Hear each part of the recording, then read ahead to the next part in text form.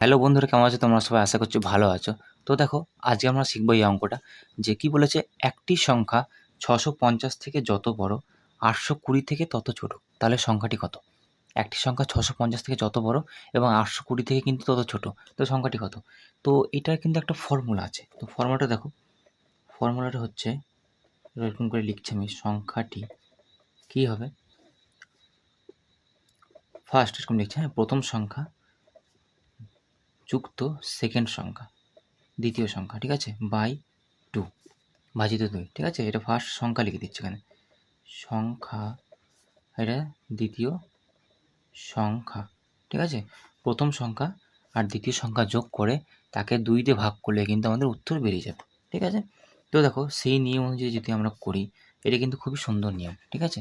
তাহলে প্রথম সংখ্যা আমাদের কত বলেছে? 650, তাহলে 650 কিন্তু এখানে লিখে দেবো, যুক্ত দ্বিতীয় সংখ্যা কী বলেছে আমাদের? 820, তাহলে 820ও আমরা এখানে লিখে দেবো, ভাজিত 2, তাহলে 2 করে দেবো এখানে, ঠিক আছে। তো চলো, এই 650 আর 820 আমরা যোগ করব।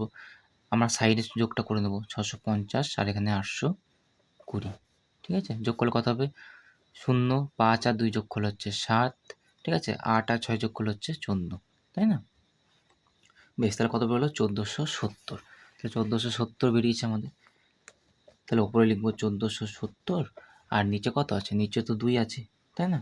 এবার এটাকে আমরা ভাগ করব, তাহলে সাইডে আমরা ভাগ করে নিচ্ছি, 1470 ভাজিত 2, কত হচ্ছে? 2 7 14, 7 নামলো, 2 3 6, আবার 1 আর এই 0, তারপরে 2 5 কত হয়ে যাচ্ছে?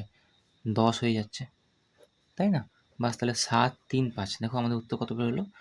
7 3 5, এটা কিন্তু আমাদের উত্তর বেরোলো, ঠিক আছে। এবার আমরা চেক করে দেখে নিই কী বলেছিল, যে যত ছোট, মানে 650 বলেছিল এইদিকে, আর এদিকে কত বলেছিল? এদিকে বলেছিল হচ্ছে 820, 820, তাই না? বলেছে এর থেকে যত বড় এর থেকেও তত ছোট, তাই না? মানে 650 থেকে যত বড়, 820 থেকে তত ছোট, এটা তো বলেছিল না? তো আমরা চেক করে দেখে নিই। কী করে চেক করবো বলো তো?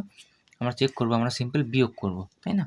তাহলে 735 থেকে এটা বিয়োগ করব, দেখবো একই দূরত্ব আছে কিনা। আবার এই 820 থেকেও 735 বিয়োগ করব, দেখবো একই দূরত্ব আছে কিনা। তবে না বুঝবে হ্যাঁ অঙ্কটা ঠিক হয়েছে। তাহলে 735 থেকে 650 বিয়োগ করব, কত হচ্ছে দেখি? 5 বেরোলো, ঠিক আছে। 13 থেকে এটা 3, মানে 13 হয়ে যাবে। 13 থেকে 5 বিয়োগ করলে কত কত হবে? 8 হবে। আর এটা 6 হয়ে যাবে, তাহলে 6 থেকে 6 বিয়োগ করলে 0, মানে 85 বেরিয়েছে, তাই না? এবার 820 থেকে 735 বিয়োগ করে দেখি কত হচ্ছে। 820 লিখলাম এখানে, তার সঙ্গে 735 বিয়োগ করব, 735, তাই না? তাহলে কত হচ্ছে? 10 থেকে 5 বিয়োগ করলে হচ্ছে 5, এটা কেটে হবে 1, তাই না? তাহলে 1 থেকে 3 তো বিয়োগ যায় না, 11 থেকে বিয়োগ করতে হতে পারে। 11 থেকে 3 বিয়োগ করলে হবে 8, 8 3 11, ঠিক আছে। আর এটাকে 7 হয়ে যাবে, 7 7 0, দেখো তাহলে 85। তো দেখো এখানেও 85 বেরিয়েছে, এখানেও 85 বেরিয়েছে, তাহলে কিন্তু আমাদের অ্যান্সারটা মিলে গেল। তাহলে অ্যান্সার কিন্তু 735 হবে, ঠিক আছে। তো আশা করছি তোমরা বুঝতে পেরেছো। তো চলো, ভালো লাগলে অবশ্যই লাইক শেয়ার সাবস্ক্রাইব করে দিও। তো চলো, থ্যাংক ইউ।